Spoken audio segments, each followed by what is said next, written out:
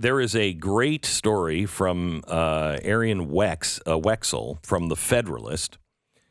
She writes, "It all became even more egregious when we inspect within the context of the Biden administration's foreign and domestic policies. The money trail with Iran is worse than you think." Let me just read this to you. Many of the articles surrounding the atrocities of the Hamas attacks in the past weekend have referenced the recent $6 billion deal in which the U.S. gave its money to Iran in exchange for 5 Americans.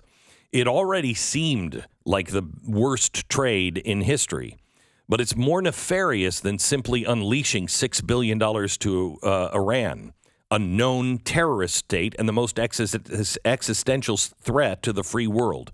In reality, this one detail, hyperlinked quickly in most articles, is part of a larger spider web of hidden details.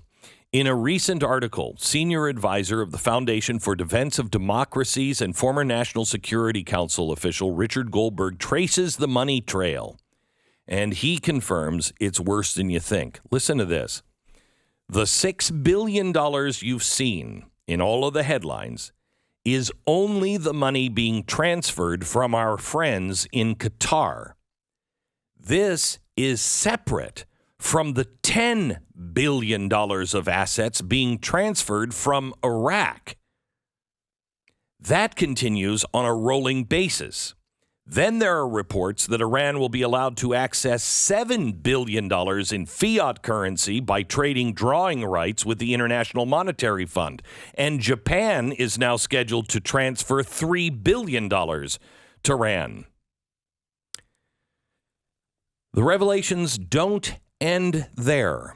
U.S. officials have also quietly acknowledged that they've uncapped Iranian oil exports to China. These export levels previously held by the Trump administration to 775,000 barrels per day are now estimated to be between 1.4 and 2.2 million barrels per day. Modest estimates value this relief at $25 billion annually. So the total is not $6 billion. The total orchestrated by the Biden administration to Iran is $50 billion. This is perhaps only the first layer that we know. We know Iran has already ejected international nuclear inspectors and are on their way to building a facility that is believed to be now so deep that no bunker buster could even affect it. Iran didn't have to stop their production of highly enriched uranium. They're just producing it at a slower rate. And the Biden administration chose to pick up the Obama-era's decision to unrestrain Iran based on a pinky promise. Most recently, we learned that top officials were influencing the U.S. government in favor of Iranian nuclear power. A series of leaked emails now have forced the chief of staff to the Secretary of Defense.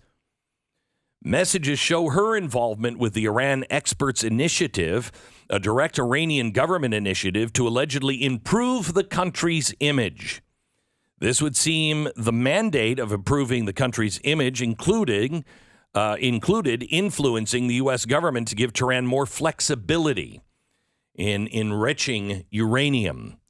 It also clarifies the quiet suspension of the Biden administration's lead Iranian negotiator, Robert Malley, which was previously unexplained.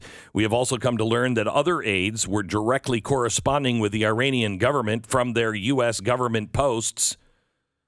Iranian lawmakers proudly chant death to America, but we make deals.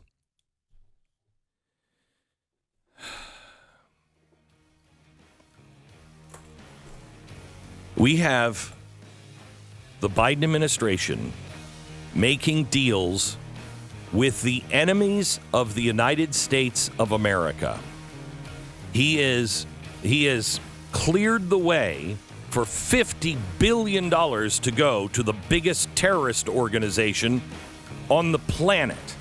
And then he has allowed them to make money with the Chinese by allowing them to sell more of their oil while canceling our oil here in America. When's enough, America?